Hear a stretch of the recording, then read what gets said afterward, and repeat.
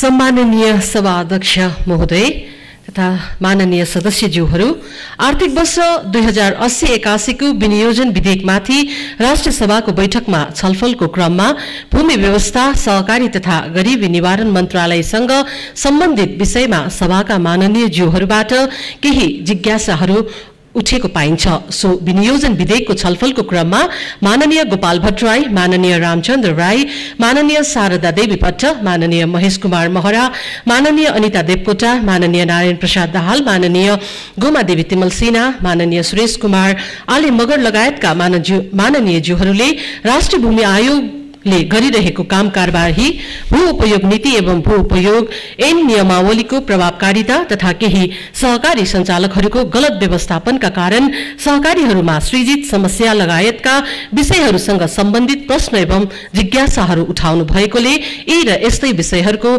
सम्बोधनको लागि आज म सम्मानित सभामा उपस्थित भएकी छु। सर्वप्रथम त प्रश्नकर्ता, जिज्ञासाकर्ता सम्पूर्ण माननीय सदस्यज्यूहरूलाई धन्यवाद।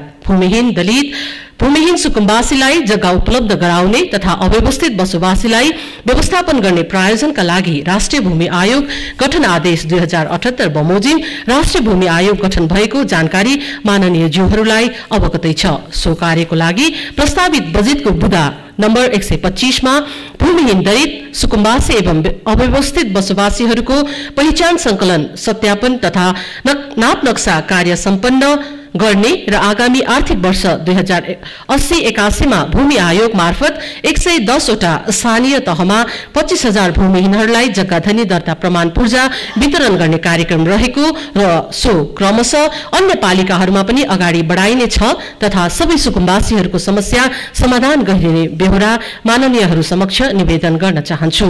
माननीय सदस्यज्यूहरू, राष्ट्रिय भूमि आयोगबाट हालसम्म 697 स्थानीय तहसँग कार्य सहमति पत्रमा हस्ताक्षर भई 3124 वटा जग्गाधनी प्रमाण पूर्जा वितरण गरिएको छ भने 8,79,098 संख्यामा लगत प्रविष्ट गरिसकेको छ। हालसम्म संकलित तथ्य अनुसार भूमिहीन दलितको संख्या 71,149, भूमिहीन सुकुम्बासीको संख्या 1,41,629 र अव्यवस्थित बसोबासको संख्या 6,86,320 रहेको जानकारी समेत गराउन चाहन्छु। जिल्ला भूमिहीन आयोगको कार्यलाई प्रभावकारी बनाउन आवश्यक पर्ने प्राविधिक जनशक्ति नापी विभागबाट एवं स्थानीय तहहरूले उपलब्ध गराएका छन् भने जिल्ला समितिको लागि सम्बन्धित जिल्ला प्रशासन कार्यालयले जिल्ला स्थित अन्य कार्यालयहरूबाट कर्मचारीको व्यवस्थापन गरी भूमि सम्बन्धीको काम भइरहेको जानकारी गराउन चाहन्छु। भूमि आयोगको कामलाई थप प्रभावकारी ढंगले अगाडि बढाउन आवश्यक पर्ने स्रोत साधनको व्यवस्था आगामी दिनमा मिलाउँदै जाने बेहोरा समेत जानकारी गराउन चाहन्छु। बजेटको बुँदा नम्बर 124 मा नापी कार्यालय र मालपोत कार्यालयलाई क्रमशः एकीकृत गरिनेछ भनिएको छ। यसरी नापी र मालपोत कार्यालय एकीकरण गरी चालू खर्चमा कटौती समेत हुने बेहोरा अनुरोध गर्दै जग्गा प्रशासन सेवामा प्रणालीको विकास गरी प्रणाली मार्फत स्थानीय तह मार्फत नै सेवाहरू प्रदान गर्ने गरी कार्यक्रम अगाडि बढाइने बेहोरा पनि निवेदन गर्न चाहन्छु। नापी कार्यालय र मालपोत कार्यालयहरूमा सेवा प्रवाहका लागि अनलाइन प्रणालीको विकास भएको छ। नापी कार्यालयमा NELIS Nepal land information system र मेरो कित्ता र मालपोत कार्यालयमा LRIMS land record information management system PAM public access module प्रणालीहरू मार्फत सेवा प्रवाह सुरु गरिएको छ। बजेट वक्तव्यको बुँदा नम्बर 123 मा सेवाग्राहीहरूले विद्युतीय माध्यमबाट ट्रेस नक्सा, दृष्टिबन्धक रोका, जनताको सेवा लिन व्यवस्था मिलाइएको छ भनिएकोले सो कार्य गर्न गराउन मन्त्रालय अगाडि बढेको बेहोरा समेत सम्मानित सभालाई जानकारी गराउन चाहन्छु। भू उपयोग नीति 2072 आए पश्चात भू उपयोग ऐन 2076 जारी भएको र उपयोग नियमावली 2079 समेत जारी भइसकेको अवस्था रहेको छ। भू उपयोग कार्यान्वयनका लागि 170 स्थानीय तहले भू उपयोग वर्गीकरण र योजना तयार गरी कार्यान्वयनमा ल्याइसकेको छन् भने अन्य स्थानीय तहहरूमा पनि नापी विभागबाट प्राविधिक सहयोग भइरहेको र छिट्टै भू उपयोग वर्गीकरण र योजना तयार गरी कार्यान्वयनमा लैजाने बेहोरा समेत सम्मान्य अध्यक्ष मार्फत माननीय ज्यूहरूलाई जानकारी गराउन चाहन्छु। भू उपयोग ऐन नियमावलीले तोके बमोजिमका कार्यहरू क्रमशः भइरहेको बेहोरा अनुरोध गर्दछु।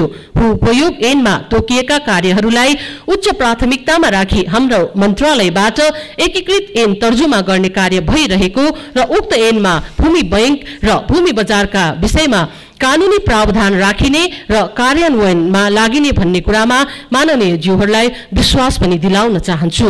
सहकारीहरूको अनुगमन निरीक्षण नियमित हुनु पर्यो भन्ने माननीय ज्यूहरूको जिज्ञासा बमोजिम सहकारीको प्रचलित मूल्य मान्यता एवं सिद्धान्तका आधारमा सहकारी ऐन अनुसार सहकारीहरूको निरन्तर अनुगमन निरीक्षण एवं नियमन भइरहेको जानकारी म गराउन चाहन्छु। समस्याग्रस्त सहकारीहरूको व्यवस्थापनका लागि समस्याग्रस्त सहकारी व्यवस्थापन समितिको कार्यदल गठन भई कार्य भइरहेको छ।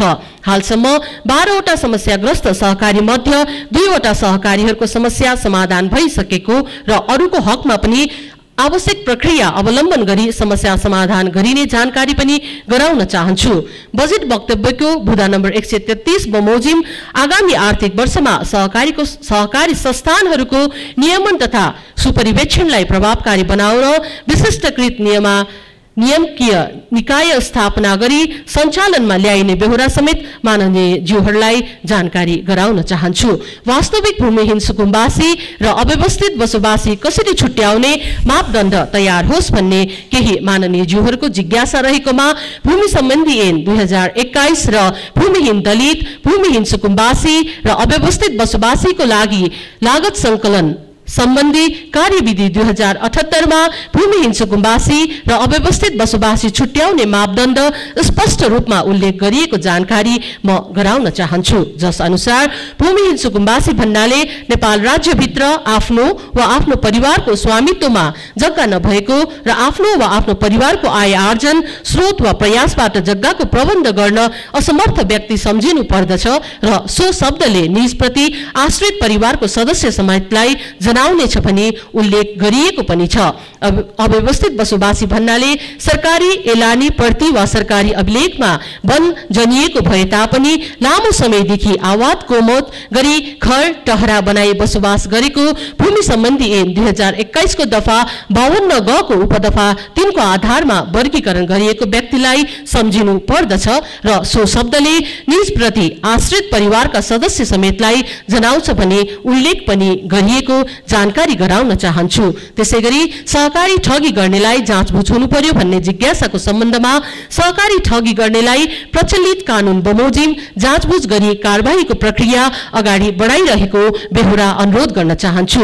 माननीय ज्यूहरूले भूमि व्यवस्था सहकारी तथा गरिबी निवारण मन्त्रालयले गरिब निवारण सम्बन्धी के कस्ता कार्य गरेको छ भन्ने प्रसंग पनि उठाउनु भएको छ। सो सम्बन्धमा भूमि व्यवस्था सहकारी तथा गरिबी निवारण मन्त्रालयले गरिबी निवारणको लागि गरिबसँग विशेषवर कार्यक्रम 77 वटै जिल्लामा 338 वटा स्थानीय तहहरूमा सञ्चालन गरिरहेको र सो कार्यक्रमको 444 जना सामाजिक परिचालकहरू फिल्डमा नै कार्यरत रहेका छन्। ती सामाजिक परिचालकहरूले आफ्नो गाउँ टोलमा समूह गठन गर्ने पुँजी निर्माण गर्ने र लगानी गर्ने कार्य गर्दै आइरहेको छ, जसले गर्दा स्थानीय स्तरमा नै सानो पुँजीको व्यापार व्यवसाय गर्ने रोजगारी सृजना गर्न सहयोग पुगेको बेहोरा समेत म जानकारी गराउन चाहन्छु। त्यसैगरी हाम्रो मन्त्रालयबाट गरिब परिवारहरूले पहिचान गरी राज्य सुविधा परिचय पत्र वितरण गर्ने कार्यक्रम सञ्चालन भइरहेको छ र हालसम्म 49 जिल्लामा गरिब घर परिवार पहिचान गरी 6,15,061 वटा गरिब परिचय पत्र वितरण कार्य सम्पन्न भइसकेको छ भने 15 वटा जिल्लामा गुनासो सुनवाईको कार्यक्रम भइरहेको र 13 वटा जिल्लाहरूको तथ्याङ्क विश्लेषण गर्ने कार्य भइरहेको छ। आर्थिक वर्ष 2080-81 भित्र सबै जिल्लामा गरिब घर परिवार पहिचान तथा परिचय पत्र वितरणको कार्य सम्पन्न गर्ने गरी कार्यक्रम अगाडि बढाइने बेहोरा समेत जानकारी गराउन चाहन्छु। यसका साथै गरिबहरूको अभिलेख राख्ने प्रायोजनका लागि poor household management information system PHMIS तयार गर्ने कार्य भइरहेको छ र यसबाट 77 वटा जिल्लाकै गरिबहरूको अभिलेख व्यवस्थापन गरिनेछ। यसरी तयार भएको अभिलेख अनुसार नै गरिब लक्षित कार्यक्रम कामहरू अगाडि बढाइने र राज्यबाट प्रदान हुने सेवा सुविधाहरू पनि अभिलेख र परिचय पत्रका आधारमा दिइने बेहोरा समेत सम्मानित अध्यक्ष मार्फत माननीय सदस्यज्यूहरूलाई म जानकारी गराउन चाहन्छु र माननीय ज्यूहरूले राष्ट्रिय भूमि आयोगले वडाको सिफारिस अनिवार्य गरेको छ। वडाको सिफारिस नभए के हुन्छ भनी राख्नु भएको जिज्ञासाको सन्दर्भमा राष्ट्रिय भूमि आयोगले स्थानीय सरकारको समन्वय र सहकार्यमा कार्य गरिरहेको छ। कानूनले तोकेको दायित्व पूरा गर्नु सबै तहका सरकार र निकायको हो। कानूनप्रति हामी सबै जवाबदेही र उत्तरदायी छौं र हुनु नै पर्छ।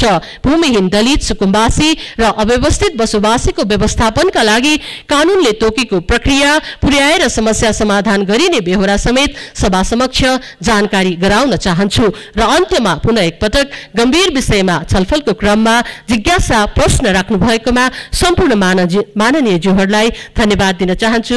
धन्यवाद। जय नागरिक। माननीय सदस्यहरू, माननीय भूमि व्यवस्था सहकारी तथा गरिबी निवारण मन्त्री रञ्जिता श्रेष्ठले दिनुभएको जवाबका सम्बन्धमा स्पष्टीकरण माग गर्न चाहनुहुने माननीय सदस्यहरूलाई समय उपलब्ध गराउँछु। विनियोजन विधेयक अन्तर्गत सम्बन्धित मन्त्रालयको विनियोजन शीर्षकमाथिको छलफलमा भाग लिनुभएका माननीय सदस्यहरूले मात्र स्पष्टीकरण माग गर्न पाउनुहुने बेहोरा जानकारी गराउँदछु। स्पष्टीकरण माग गर्न चाहनुहुने प्रत्येक माननीय सदस्यलाई 1 मिनेटको समय निर्धारण गरेको छु। माननीय गोपाल भट्टराई। सम्माननीय अध्यक्षज्यू, मैले यो नापी कार्यालय मालपोत कार्यालयहरूलाई स्थानीय तहमा लैजाने कुरा यो 76-77 देखि नै सुरु गर्ने भनिएको थियो। अहिलेसम्म त्यसको प्रक्रिया अगाडि बढेन। यस सन्दर्भमा मैले चाहिँ कुरा राखेका थिएँ, त्यो अलि अस्पष्ट भयो। त्यतातिर लैजाने कुरा छ त भन्नुभयो, तर कहिले लैजाने हो त्यसको निर्क्युल भएन।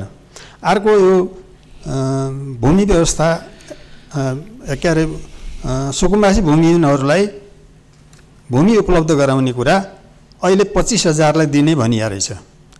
लगत तयार भएको धेरै वर्ष भइसक्यो। त्यसलाई व्यवस्थापन गर्न बजेटको व्यवस्था कमजोर देखिन्छ। त्यसो भएको हुनाले 25,000लाई अहिले दिन सकियो भने पनि यो कसरी कति वर्षमा सम्पन्न गर्न सकिन्छ यो माननीय खेमलाल देवकोटा। सम्माननीय अध्यक्ष महोदय, यो मन्त्रालय विशेष गरी नागरिकको सरोकारसँग जोडेको विषय हो, विशेष गरी सर्भिस डेलिभरीसँग हो। नागरिकले के भन्न थाल्यो भने प्री फेडरलाइजेसन र पोस्ट फेडरलाइजेसनको यो एकात्मक व्यवस्थामा मालपोतमा जाँदा पनि त्यही भिड, अहिले पनि त्यही भिड, भूमिमा जाँदाखेरि अगाडि पनि त्यही भिड, अहिले पनि त्यही भिड। अब पहिला पनि घुस खुवाउनु पर्ने, अहिले पनि घुस खुवाउनु पर्ने। माननीय मन्त्रीज्यू, तपाईँ पहिला प्रश्न गर्ने ठाउँमा हुनुहुन्थ्यो, अहिले उत्तर दिने ठाउँमा हुनुहुन्छ। तपाईँ मन्त्री भइसकेपछि के चेन्ज आएको छ त्यो नागरिकको एकदम सरोकारको विषय पहिलो प्रश्न। दोस्रो प्रश्न, अहिले नागरिकहरू सहकारीको कारणले एकदमै बेहाल भएको छ। मान्छेहरू चाहिँ एकदम सडकको बास भएको छ। हिजो मात्रै मैले सामाजिक सञ्जालमा हेरेको थिएँ, एकजना 11 करोड पैसा राखेको, मलाई त घरबाट श्रीमतीले निकाल्दी, छोराले पनि निकाल्दी, म त यहाँ सडकको बास भएको छु। यो यसमा राहत दिने कुराहरू के भएछ? तेस्रो प्रश्न चाहिँ यो राष्ट्रिय पंक्षी अनुसन्धान केन्द्रको लागि राजविराज नगरपालिकाले चाहिँ एउटा त्यहाँ जग्गा उपलब्ध गराउन भनेर मन्त्रालयमा फाइल पठाएको, चिठी पठाएको धेरै समय भइसकेको छ। तपाईँले यो काम चाहिँ अहिलेसम्म अगाडि बढाउनु भएन भने यहाँ गुनासो पनि आएको छ। यो के हो? यो सहित उत्तरमा हस्त। माननीय शारदा देवी भट्ट। अध्यक्ष महोदय, ज्यू मार्फत मन्त्रीज्यूलाई म प्रश्न छ। अरू सुकुम्बासीको भन्दा कुमैयाहरूको समस्या फरक छ। 25-30 वर्ष भइसक्दा पनि कुमैया व्यवस्था भएको छैन। जमिनमा बसेर बच्चाहरू सर्पले टोकेर खान नपाएर पानीमा भिजेर बारीभित्र पसेर उनीहरूको बेहाल छ। त्यसैले अरूको भन्दा फरक छ। व्यवस्था कहिले हुन्छ प्रश्न थियो, स्पष्ट हुन चाहन्छु र उनीहरू कहिले घरभित्र बस्न पाउँछन्, कहिले कुमैयाको व्यवस्था हुन्छ भन्ने यति मात्रै मेरो प्रश्न हो। मन्त्रीज्यूबाट जवाब चाहन्छु। धन्यवाद। मान्य सदस्यहरू, अब म मान्य सदस्यले सोध्नुभएको स्पष्टीकरणका सम्बन्धमा प्रश्न पार्न मान्य भूमि व्यवस्था सहकारी तथा गरिबी निवारण मन्त्री रञ्जिता श्रेष्ठलाई समय उपलब्ध गराउँछु।